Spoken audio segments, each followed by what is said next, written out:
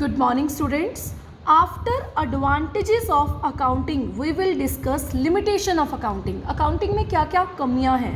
देखो हर चीज़ में एडवांटेज भी होते हैं, लिमिटेशंस भी होती हैं. सबसे पहली अकाउंटिंग की लिमिटेशन है accounting is not fully exact. Accounting exact नहीं होती, फुली एग्जैक्ट नहीं होती. देखिए कैसे नहीं होती. कहते हैं most of transactions are recorded on the basis of evidence. No doubt बेटा, अकाउंट्स में मोस्ट ऑफ ट्रांजेक्शन, जितनी भी ट्रांजेक्शन्स रिकॉर्ड करते हैं वो एविडेंस के बेस पे करते हैं. रिकॉर्ड आपको याद आया, जर्नल में और सब्सिडरी में करते हैं. तो जितनी भी मोस्टली ट्रांजेक्शन जो रिकॉर्ड होती हैं वो एविडेंस के बेस पे रिकॉर्ड होती हैं. एविडेंस का मतलब फॉर एग्जाम्पल हमने गुड्स बेची और गुड्स बेचने से हमें कैश रिसिप्ट हुआ, हमने गुड्स परचेज की, हमने कैश की पेमेंट की, हमने बिल मिला, हमें कैश रिसिप्ट मिला. तो ये है एविडेंस. तो कहते हैं मोस्ट ऑफ ट्रांजैक्शन एविडेंस के बेस पे रिकॉर्ड होती हैं और कुछ ट्रांजैक्शंस ऐसी होती हैं जो एस्टिमेट के बेस पे रिकॉर्ड होती हैं.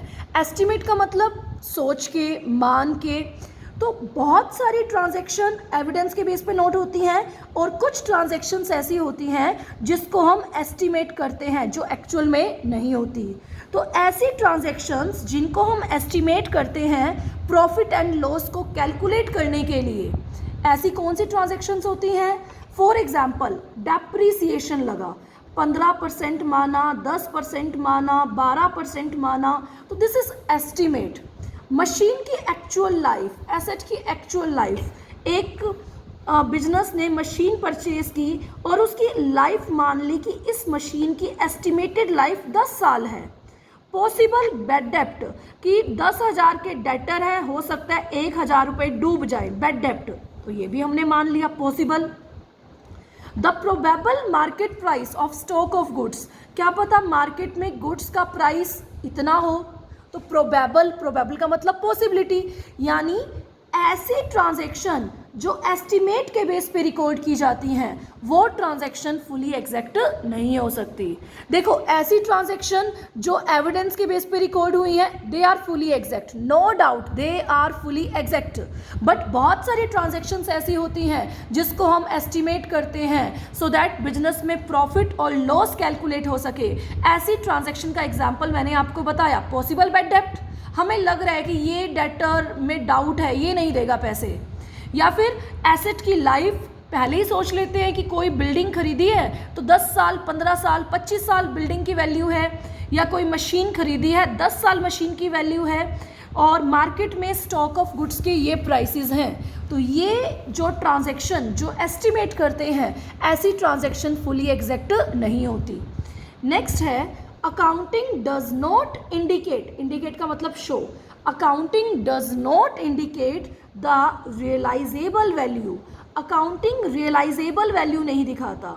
देखो रियलाइजेबल वैल्यू का मतलब क्या होता है, जिस वैल्यू पे एसेट्स सेल हुई हैं वो होती है रियलाइजेबल वैल्यू, रियलाइज हुई हैं, सेल हुई हैं. देखो the balance sheet does not show the amount of cash which the firm may realize by sale of asset. For example, company ने 50 लाख रुपए की एसेट बेची तो कंपनी को 50 लाख रुपए का कैश मिला, लेकिन वो कैश कभी भी बैलेंस शीट में नहीं दिखाया जाता. तो यही तो कमी है, वो कैश कहाँ गया, बैलेंस शीट में नहीं दिखाया. तो accounting does not indicate the realisable value. अगर कोई एसेट बेची जाती है तो उसका जो पैसा है वो कभी भी बैलेंस शीट में नहीं दिखाया जाता. ये इसलिए होता है, this is because many assets are not mean to be sold. कहते हैं ऐसा इसलिए करता है अकाउंट क्योंकि बहुत सारी एसेट होती हैं जिनको बेचने के लिए नहीं खरीदा जाता, ये यूज़ करने के लिए खरीदी जाती हैं. इनकी वैल्यू रिटर्न डाउन का मतलब धीरे धीरे धीरे कम होती जाती है क्योंकि क्या लगता जाता है, डेप्रिसिएशन लगता जाता है. फॉर एग्जाम्पल एक मशीन खरीदी 10 लाख की. अब 10 लाख की मशीन तो हमने खरीद ली, अब हर साल 1-1 लाख डेप्रिसिएशन लग रहा है और 10 साल के बाद इस मशीन की वैल्यू कितनी रह जाएगी, 0. क्योंकि पहला साल 10 लाख की मशीन है, 1 लाख डेप्रिसिएशन लगा तो मशीन की वैल्यू कितनी रहेगी, 9 लाख. फिर अगेन 1 लाख डेप्रिसिएशन लगा, मशीन की वैल्यू कितनी रहेगी 8 लाख। तो कहते हैं अकाउंटिंग में रियलाइजेबल वैल्यू को नहीं दिखाते। रियलाइजेबल वैल्यू मैंने आपको बता दी कि जब हम किसी एसेट को बेचते हैं तो कुछ तो कैश मिलता होगा, उसको हम बैलेंस शीट में नहीं दिखाते, तो ये भी कमी है। अभी 10 लाख की मशीन थी, 10 साल के बाद इन्होंने तो कह दी वैल्यू 0 होगी, क्या एक्चुअल में वैल्यू 0 हुई? कम से कम 50,000 60,000 स्क्रैप वैल्यू में तो बिकेगी, कूड़े के भाव तो बिकेगी मशीन, कुछ ना कुछ तो उसके जो टूल्स हैं कुछ ना कुछ तो बिकेंगे। तो 50,000 रुपये जो आए हैं वो बैलेंस शीट में नहीं दिखाए जाते, तो ये भी तो कमी है। सबसे पहली कमी है अकाउंटिंग एग्जैक्ट नहीं होता। और कौन सा एग्जैक्ट नहीं होता? जो एस्टिमेट करते हैं। सेकंड मैंने क्या बताया? Accounting does not indicate the realisable value.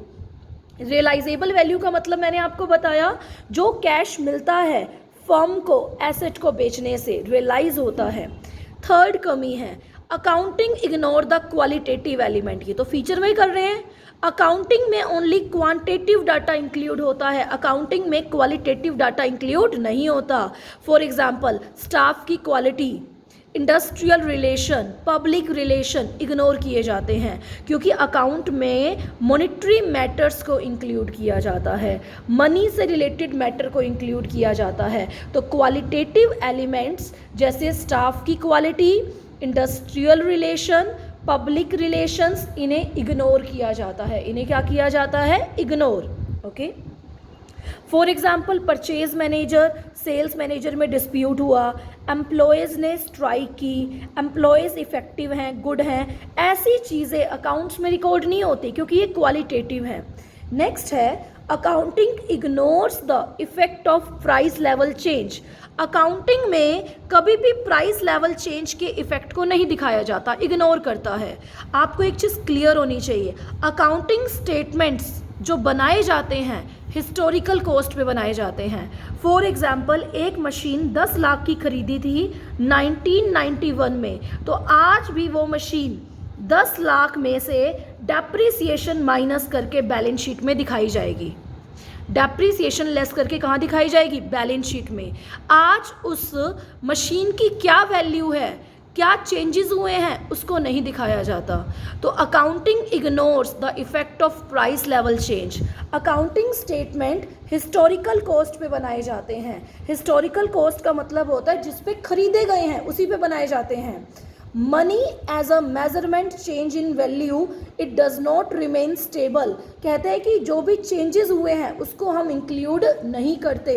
तो जैसे हमने एक बिल्डिंग 50 लाख की खरीदी तो बिल्डिंग की वैल्यू आज भी 50 लाख की दिखाई जाएगी, चाहे मार्केट में बिल्डिंग की वैल्यू 40 लाख है, चाहे बिल्डिंग की कीमत मार्केट में 60 लाख है, उसको नहीं दिखाया जाएगा। सिर्फ किसको दिखाया जाएगा? हिस्टोरिकल कॉस्ट को दिखाया जाएगा जिस पे खरीदी गई है बिल्डिंग या मशीन। तो ये 4 कमियां हमने की। अकाउंटिंग एग्जैक्ट नहीं होता, अकाउंटिंग रियलाइजेबल वैल्यू को नहीं दिखाता, अकाउंटिंग क्वालिटेटिव एलिमेंट को नहीं दिखाता, अकाउंटिंग प्राइस लेवल चेंज को क्या करता है? इग्नोर करता है। नेक्स्ट कमी है अकाउंटिंग की जिसे हम बोलते हैं, देखो आगे भी दे रखा है, कहते हैं जितने भी प्राइस लेवल चेंजेस होते हैं वो कभी भी accounting information will not show true financial result.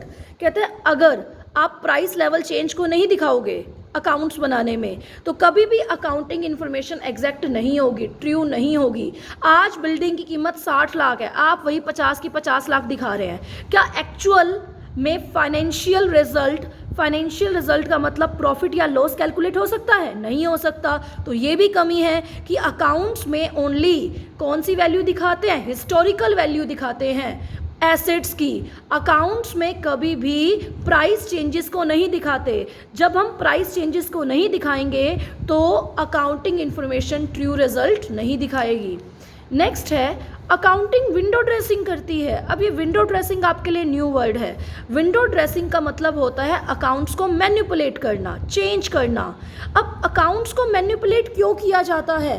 ताकि इम्पोर्टेंट इन्फॉर्मेशन को कंसील, छिपाया जा सके, ताकि इम्पोर्टेंट इन्फॉर्मेशन को कंसील किया जा सके, ताकि बिजनेस बेटर पोजीशन में दिखाई दे what it actual is.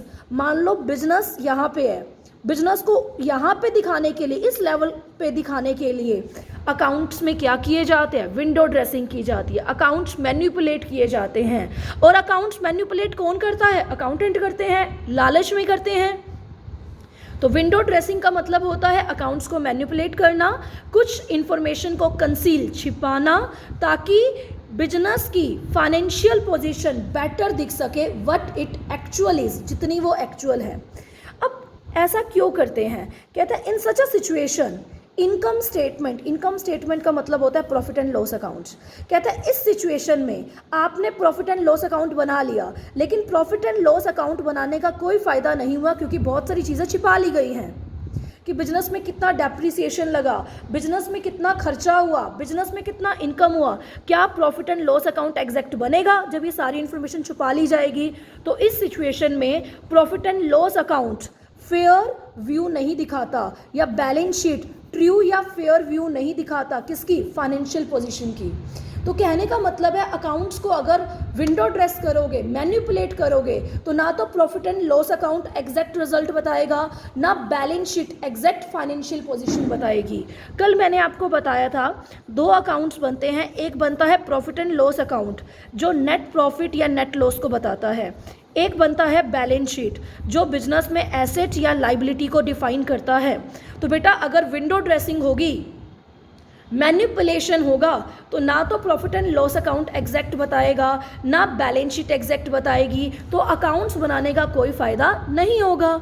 So these are the limitations कि अकाउंटिंग विंडो ड्रेसिंग करती है। अकाउंट्स में जो वैल्यू हैं वो किस पे दिखाई जाती हैं, हिस्टोरिकल कॉस्ट पे दिखाई जाती हैं, प्राइस लेवल चेंज को नहीं दिखाया जाता, अकाउंटिंग में क्वालिटेटिव एलिमेंट्स नहीं आते, अकाउंटिंग रियलाइजेबल वैल्यू को इंक्लूड नहीं करता, अकाउंटिंग फुली एग्जैक्ट नहीं होता। कौन सा अकाउंटिंग, जो ट्रांजैक्शन हम एस्टिमेट करके रिकॉर्ड करते हैं उसकी वजह से अकाउंटिंग एग्जैक्ट नहीं होता, फुली एग्जैक्ट नहीं होता। So these are the limitations of accounting.